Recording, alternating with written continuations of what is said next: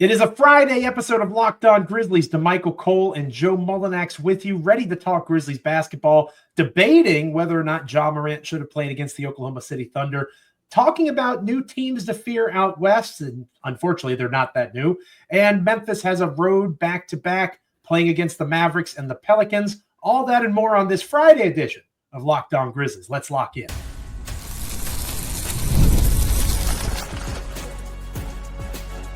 You are Locked On Grizzlies, your daily Memphis Grizzlies podcast, part of the Locked On Podcast Network, your team every day.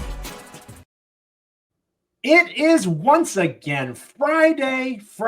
You have got to get down on Friday. A wise philosopher once said, fun. Looking forward to the weekend. We are partying What's her name with again, you. Joe? What's her name again? Rebecca Black. Rebecca Black. You have homework this weekend, Michael. Go look up random Rebecca Black song and enjoy. I'll be singing one by Monday. Don't worry. There you go. Well, I'll test you next week when I'm there in person in Memphis. I'll embarrass you on press row and say, hey, did you listen to Rebecca Black?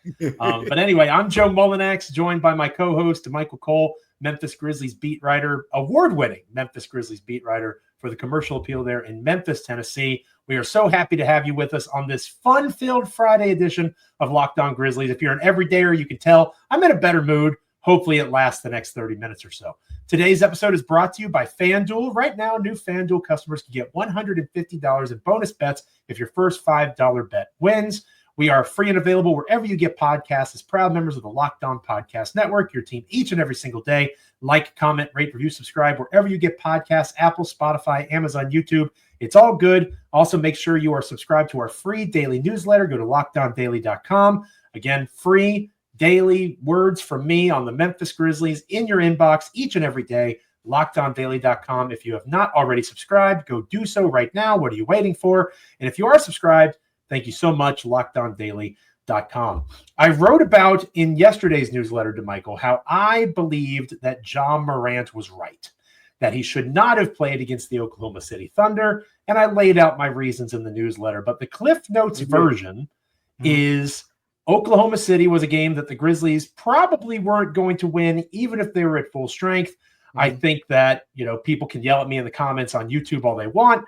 Oklahoma City has proven that they are better than the Memphis Grizzlies, in my opinion. And they have proven that they are better than everybody in the Western Conference, except maybe the Los Angeles Lakers, since Luka Doncic is the one guy who has kind of shown that he can obliterate this version of the Oklahoma City Thunder. And guess where he is now? The Los Angeles Lakers. So aside from the Lakers, I am confident in saying the Thunder should beat everybody else in the Western Conference in a 7-game series. I am confident in that statement as of March 7th, 2025. Yep. I wrote about how it would have been a good game to rest Ja. The deltoid contusion means that it's a pain tolerance thing. We've talked about that. And if it was bothering him that much, he just shouldn't have played in that game because the Grizzlies had more winnable games coming up this weekend, which we'll talk more about later on in the show. You and I text almost every day, whether it's about the show or something we find funny online, whatever the case might be. And we chatted a little bit via text about how you and I disagree about this, which is totally fine. We don't have to agree about everything. You were totally cool with Ja Morant playing. I was not. Again, go to LockedOnDaily.com. Check the literal title of the post is Ja Morant is right. Go ahead and read that there. I want to give the floor to Damichael so that he can play devil's advocate and say Ja Morant was right to play, which would mean that Ja Morant is wrong to say that he shouldn't have played. Yeah, it's simple. I think at the end of the day, it's like you said, it's a pain tolerance thing. Well, if the medical staff said, hey, Ja, if you play, there's a chance that this thing could get worse. You sit him. You don't even think twice about it. But if it's as simple as it's a contusion, it's not going to get worse. It's just going to, when they hit you on that screen, you're going to feel it. It's going to hurt your shoulder. When you're hit on the shoulder, you're going to feel it in any way, shape, or form. But it's just about how much you can tolerate, but it's not going to get any worse. Play if you can handle the pain. Clearly, he could handle the pain enough to where he said, I'm going to give it a go. I think part of him saying he shouldn't have played was results based. It was he didn't have the greatest of games, and to your point, part of that was probably because it was against Oklahoma City. But it's a mindset thing too. Joe, you played sports before. I played sports. It's something about as a teammate. You see your point guard. He's missed the last couple games. You've lost buzzer beaters. Even if you feel like you couldn't beat Oklahoma City, I'm talking from a player's point of view right now. Right. You want to see your point guard say, "Hey, I'm going to tough this out for y'all."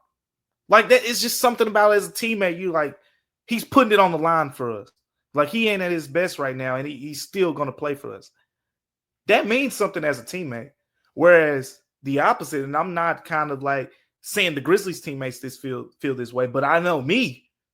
I can speak for Damichael Cole, and I know if I have a teammate who's just over there twirling the ball on his fingers while we lose 3 games in a row, and I feel like, man, if he really wanted to give it a go, he could at least go out there and play at 75, 80% without the risk of aggravating it further. I probably would feel some type of way because I feel like I would do that for my teammates, right? Like we talk about, the thing about team sports, and sacrifices. Joe, you coach football where guys literally, smash their bodies into another guy to help a teammate get room, on a football field. So, it's about how much you're willing to sacrifice for your teammates too. So when you think about it from just the perspective of Ja Morant, I could understand, he probably shouldn't have played. But I'm thinking about it from the morale standpoint. After you just had 3 heartbreaking losses in a row, in addition to the fact that it's not going to get worse. I want to keep reiterating that because it's clear to me if this was an injury where they say, "Hey, Ja, look, you're taking a risk here. If you play, it can turn into a sprain or something like that." Oh, no, we're sitting. We're not taking that risk. We got bigger goals. But there wasn't any extra risk. The Grizzlies medical staff wouldn't have put him in that situation. So with that being said, I'm completely fine with him playing. And, I think he should continue to play going forward. I agree with your overall thought process. I want to stress that. You're right. I do have a background in sports. I'm a football coach, played basketball longer than I played football. Oh, Joe, you seen the guys have the clubs on their hand blocking for teammates. Like, what's up with this? But basketball, especially NBA basketball, where there are 82 games, is different. And the Grizzlies are at a position right now where they need to win, right? They have lost 4 games in a row for the first time this season. They are staring the 5 seed straight up in the face. They could potentially be in a spot where they have to be the road team in a first-round series and then face the same Thunder team that I am very, very much afraid of, and we'll talk more about fear here in a moment. I don't know. Again, people can make fun of me, say OKC has done nothing. OKC is very clearly better. I don't understand in any way, shape, or form how you can watch them play defense, how you can watch them play offense, how you can watch how they are coached, how they execute. That doesn't mean that you fire everybody and you start a rebuild. It just means that OKC is the team that you're chasing. Yeah. And if you're chasing that team, I would rather catch them in the Western Conference Finals than in the second round of the playoffs. And they need to rack up some wins. Now, is it possible they beat the Mavericks tonight because Dallas is more broken than they are by about 5 times? Then, yeah, I think that is absolutely possible. Hopefully you get the score up fast and Ja only has to play 25 minutes or so. That would be ideal. But I want to prioritize the games that are most likely to be won. And I want Ja to be as close to healthy because, as he said in the article that you wrote over the commercial appeal, he doesn't know if he's going to be healthy the rest of the season. Yep. So since there are no incentives, there is no contract he's playing for or all NBA honor, you might as well find strategic places to try to give him a day off. To me, it made sense for it to be the Thunder. Let's end it with this question, Damichael. Yep. If Jaren Jackson Jr. hadn't gotten hurt, right, and we're all in agreement that Jaren Jackson Jr. is the best player on the Memphis Grizzlies this season, right? I don't know how you could argue for Ja at this point. If Jaren Jackson Jr. was healthy and played against the Thunder, do you think Ja still plays? Yeah. Okay. Yeah. I mean, I think at this point he was putting his body on the line. That's how I look at it. Because he's saying I shouldn't have played. I think that was more, a frustration thing. But look, he just watched 2 heartbreaking losses in a row. At some point, you got to get out there, play with your teammate, and that's what he did. And in the yesterday's episode, I saluted him for it. So That's right. He's clearly frustrated, whether it's his health, whether it's the fact he doesn't fit into this offensive scheme as well as other pieces do. And that was the topic of based. conversations on social media. Jaren Jackson Jr. is having a career year, and Desmond Bane's really doing well as a downhill Des finisher, the best he's ever done in his career. Multiple examples of players having really strong seasons offensively, but then there's your most explosive offensive player who is not having that season for a variety of reasons. And I could see how that could be frustration boiling over. Excuse me. Let Damichael and I know in the comments. Hit us up on X at Damichael C for Damichael, at Joe Mullinax for me. Hit us up in the comments as well. How are you feeling about Josh? Should he have played against OKC? Damichael makes very fair points, as he always does. I'm prioritizing the games that they can win moving forward. That would be my mindset. But Damichael is correct. As a competitor, you want that guy to want to go out and play. And when we come back here on Locked On Grizzlies, we're going to be talking about new teams to fear out west. Spoiler alert, I mentioned one of them here in the segment. We'll talk about that next. Stick around. Today's episode of Locked On Grizzlies is brought to you by Prizepicks. Basketball season is heating up, and there's no better way to get in on the action than with Prizepicks, the best place for daily fantasy sports.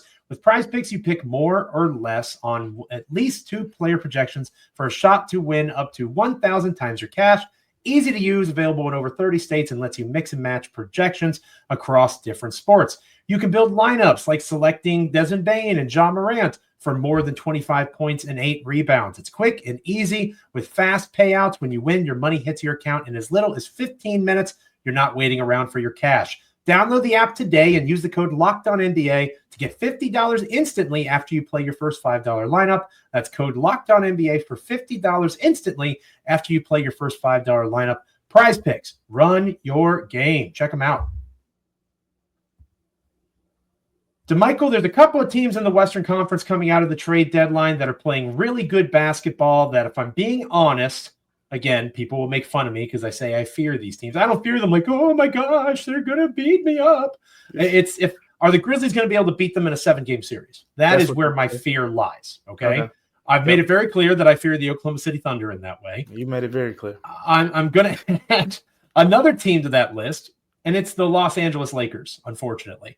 I really don't want it to be the Lakers because Luka Doncic fell into their lap, and I'm still very mad about it. Not as mad as Dallas Mavericks fans, understandably mad, Dallas Mavericks fans. But I'm still annoyed that the Lakers keep getting this dumb luck. Luka Doncic and LeBron James look like they figured it out a little bit. JJ Redick, shout out to podcasters, right? Shout out to content creators. Yeah. Maybe we have a future in coaching, Damichael, the way that JJ's out there. I'm ready when you are, Joe. Ooh, let's do it. Co-head coach. We can step brothers it, walking in like tuxedos and stuff. But anyway, the Lakers look really good. And it looks like Luka Doncic is reviving LeBron James. Not that LeBron is still a top 10 player in the league, which is absurd to say at 41. From a usage standpoint, yeah. Right, absolutely. He has really been able to kind of refocus and refine himself.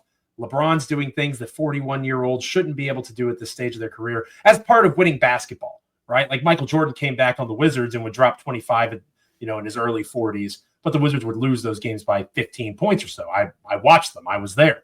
I think that the reality is right now, teams like the Lakers that upgraded around the trade deadline unfairly, teams like the Warriors who acquired rumored to be Memphis bound, not really, Jimmy Butler. The Warriors acquired Butler, and that looks like a hand-in-glove fit. Another example, Steph Curry seems a little reinvigorated and a little more pep in his step. So those are two teams that, aren't necessarily new, right? The Lakers won a championship a few years ago in the bubble. The Warriors won a championship a couple years ago. Those are teams that looked kind of lost and maybe on the outside looking in just a month or two ago that now look the part of potential finals contender. The Lakers more than the Warriors, I would say. Yeah. I mean, the Warriors still have Draymond Green as a guy that they're really depending on. The Lakers just have 2 legitimate bona fide top 10 guys. And it's different than when they had Anthony Davis, who obviously is another top 10-ish guy. It's different because what Luka is able to bring offensively, they have a scheme defense that's really effective, and they're utilizing their talent well. Austin Reeves is having a really strong season in Redick's systems. For me, it's the Lakers and then the Warriors that I'm now concerned about, alongside the Thunders and the Nuggets of the world. Yeah, I mean that's fair because they've both been playing really good basketball. But I'm not gonna say I'm concerned about those teams until I see how they kind of match up with the Grizzlies against the Grizzlies. Because you know my thing about the Western Conference since the beginning of the season, so these things are going to be matchup based. I don't care how much you beat these other teams. I want to see how you match up against so-said teams because some of these teams in the West have unique dynamics. In the case of the Grizzlies, what makes them unique is they have one of the bigger front courts in the NBA. And when you play the Grizzlies, you're either going to have a smaller guy on Jaren Jackson Jr. or a smaller guy on Zach Edey. And you're going to try to play Zach Edey off the floor. So it's about which teams can effectively play Zach off of the floor to eliminate the Grizzlies' big advantage in having Jaren at the 4 and Zach Edey at the 5. Because if you can play Zach Edey off of the floor, then they go with BC at the 5. And teams can say, oh, we can guard our 4 with BC and we can put our 5 on Jaren because BC's 6'8", even though he's, he plays, much bigger than that. But it's a much, it's an easier matchup to adjust to from the standpoint of taking away a big strength that the Grizzlies have when you have to play a 4 against Jaren. And a lot of the 4s in the league today, every team doesn't have Evan Mobley playing power forward, right? So I'm looking at those teams, and you look at the Lakers, for example, they got Jackson Hayes at the 5, active body, but I don't think we look at Jackson Hayes as, some center that's just going to, like Anthony Davis was dominating matchups against the Grizzlies.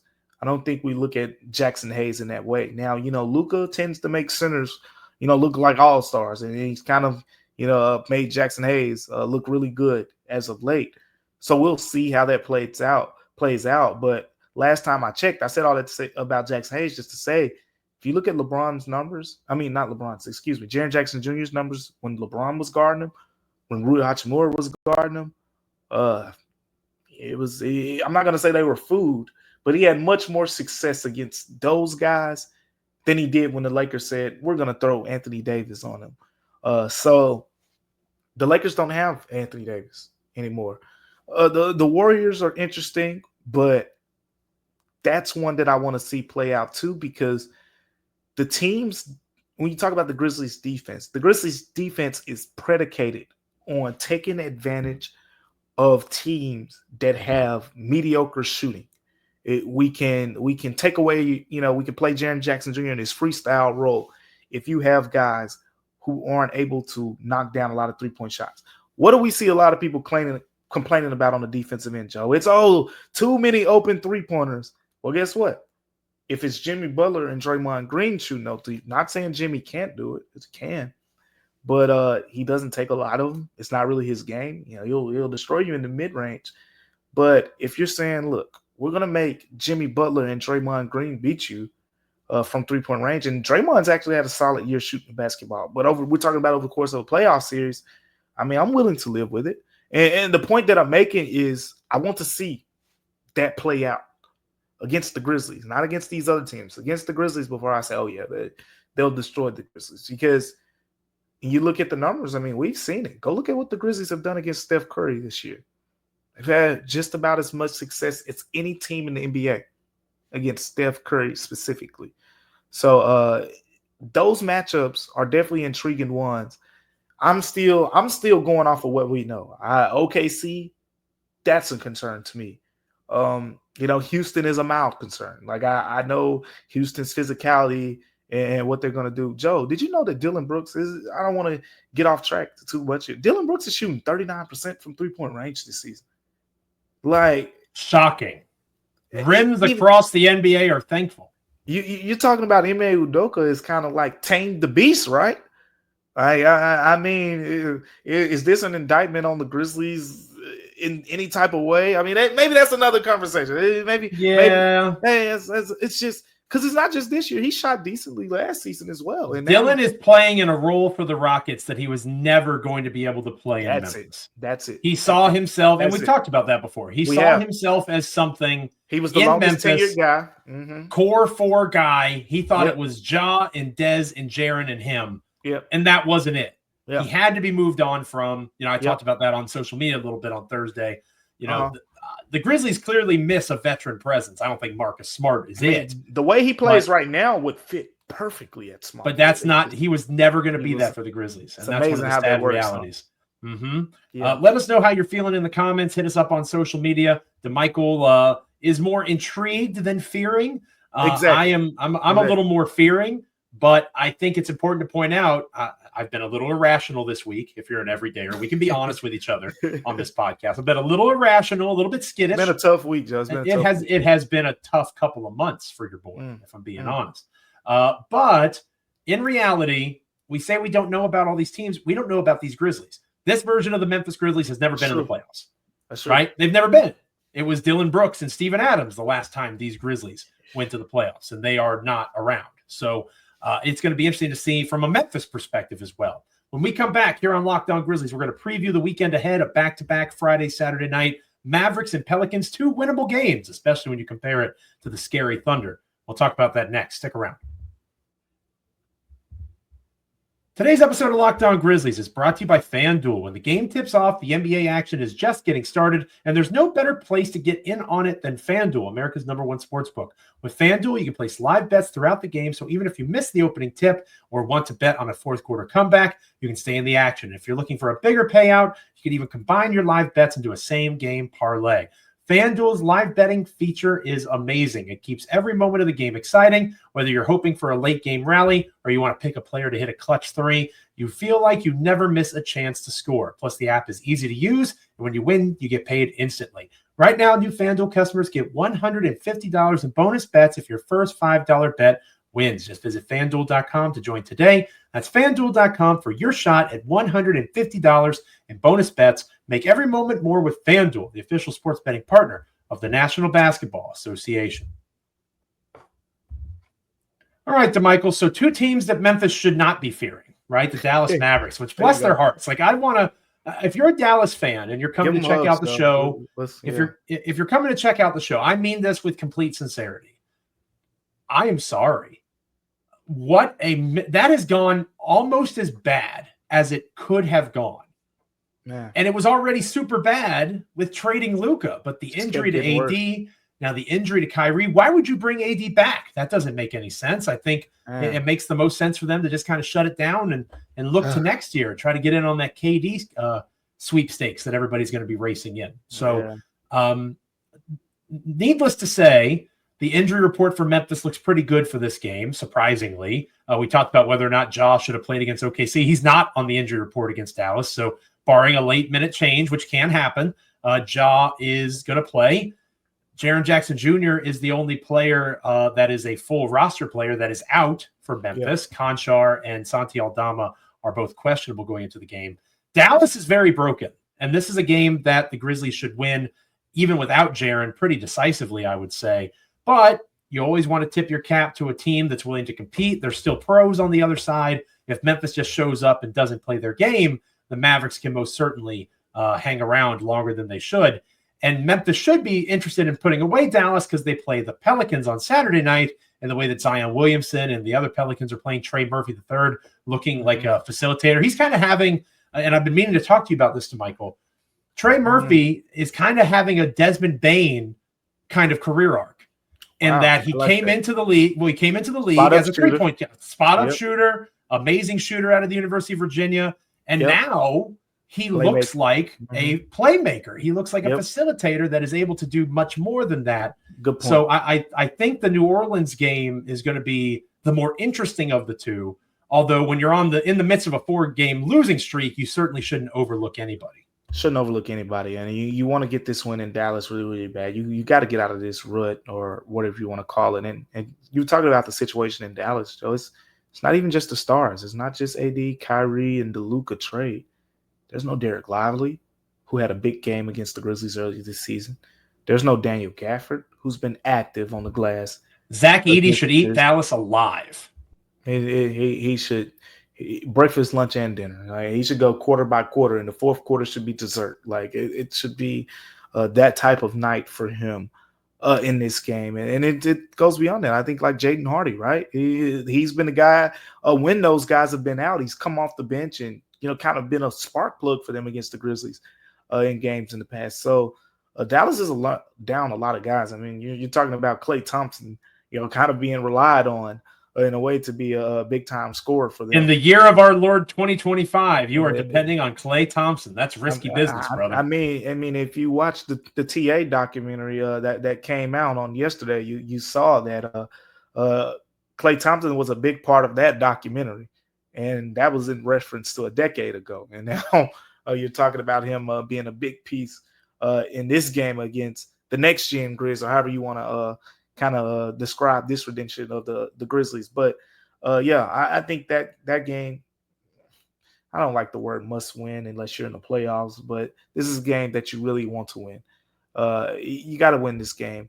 Before we move on to the Pelicans, I'm sorry to interrupt you, partner. I just found this from Grant Afsith, who is a great Dallas Mavericks follower. Shout out to if Grant. You don't follow him. Yeah, Grant, I think he might have been on the show with you in the past, or he was somewhere. I've talked to Grant before. Mm-hmm. Anyway, shout out to Grant. He rocks. At Grant Afseth, AFSETH. Available Dallas Mavericks players versus the Memphis Grizzlies. Klay Thompson, Spencer Dinwiddie, Dwight Powell, Max Christie, Kessler Edwards, Najee Marshall, Brandon Williams. Caleb Martin and Dante Exum are questionable. So that is 7 available players going into the game. And that you hope Caleb Martin and Dante Exum can play to get you up to 9. That's bad. This is a game that Memphis has to win. You can't, again, must win is strong, but if they lose this one, it's a 5-alarm fire. Yeah, completely agree. And then you look into the New Orleans game, which will be a little bit more challenging. It'll be interesting to see how the Grizzlies handle Ja. If Santi does go against Dallas again, this is my logic. I'm applying the same logic to Santi that I applied to Ja. The Grizzlies should sit Santi on Friday. Not because, we're scared of the Mavericks, because I want Santi to play against the Pelicans.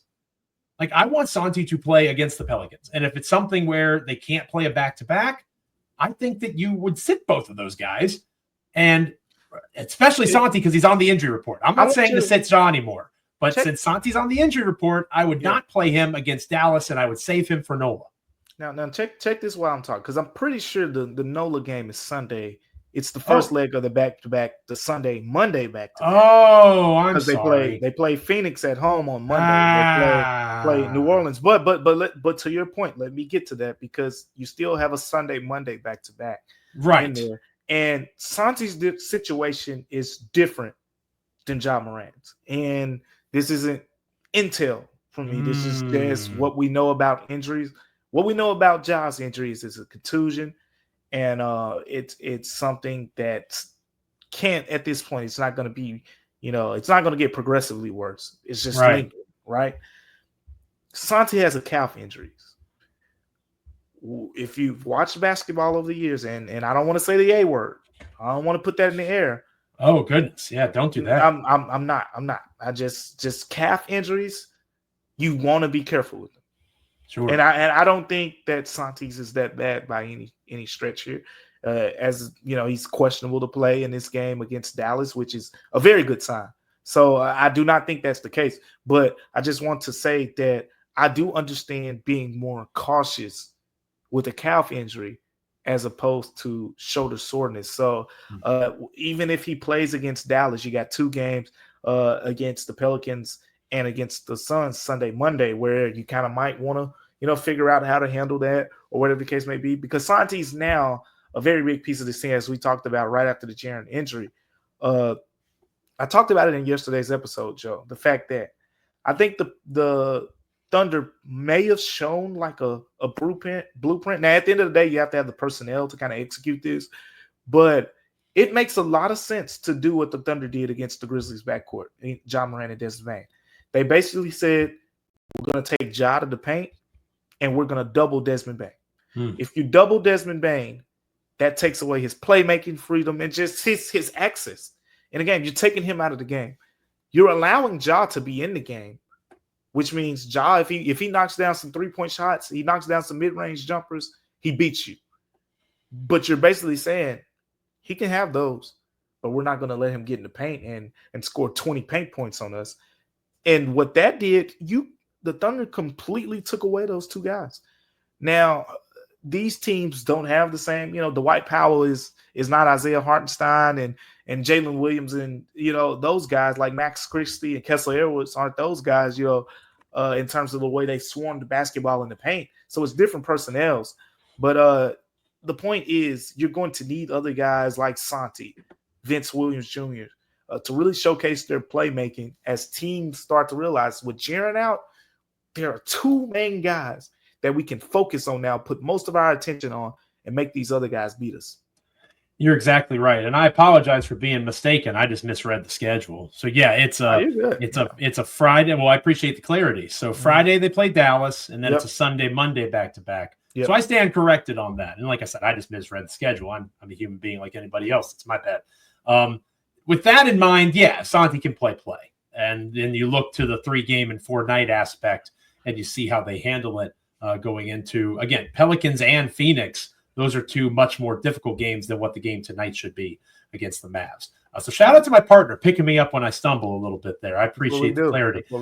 Make sure you're letting us know on X. Hit us up in the comments how you're feeling about the weekend ahead. Plenty of basketball, which is a good thing, and plenty of basketball to discuss the next time that we're together here on Locked On Grizzlies. We'll have the Mavericks game, which should be relatively I'm not going to say easy because that would be silly to say, but it should be a win for the Grizzlies. And then they head into the game on Sunday, for the sake of clarity, playing against the Pelicans in New Orleans. And then it's a away and home back-to-back. They fly back to Memphis and will take on the Phoenix Suns on Monday evening. So 2 games that will have been played and 1 game to preview. Lots of hoops talk on our Monday episode. Yeah, I'm looking forward to it. I think this is a chance to kind of get the morale going back in the right direction. Sure, you're without Jaren right now, but I think this is a team that still can win some games. Tread water maybe is the way you want to look at it. Like they can be serviceable. Like this team should not like plateau without Jaren Jackson Jr. with the talent that they have on this team. And it certainly sets up as a stretch of the schedule heading into next Friday's game that I will be there in Memphis for. Very exciting. Yep. Heading into that Friday contest, which may not be as easy, right? The Cleveland Cavaliers heading to Memphis for their trip this season. It builds that confidence, right? How the Grizzlies got their groove back. This is a stretch of games where that can very easily be the case. Speaking of me being in Memphis next week, let us know in the comments. Hit us up on X. Could you make a meetup if Damichael and I did something after the game, or if we did something before the game? Probably not before the game because we're actually working. This one I'm actually working. I'm representing Locked On Grizzlies media-wise. So I'll be covering the game, but maybe post-game, Friday or Saturday night, we can do something. Let us know if you're interested in something like that, if you would be able to meet up, that sort of thing. Damichael and I are trying to think of what we're going to do. It'd be silly to not do something.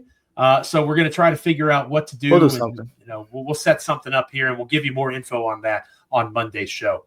Thank you so much for being with us on this edition of the podcast. Make sure you're liking, commenting, rating, reviewing, subscribing, wherever you get your podcast. Become an everydayer if you're not already one, whether it's Apple, Spotify, Amazon, YouTube. Any of them work. Become an everydayer with Locked On Grizzlies. And make sure you're also subscribing to our free daily newsletter, LockedOnDaily.com. Again, Grizzlies words from me, NBA analysis at large, fantasy basketball advice, and so much more. Go to LockedOnDaily.com. Subscribe to our free daily newsletter. For Damichael Cole, I am Joe Mullinax. We'll catch you next time. Enjoy a wonderful weekend of hoops. Hopefully the Grizzlies get their groove back, and hopefully we're all smiling when we catch you on Monday. See ya.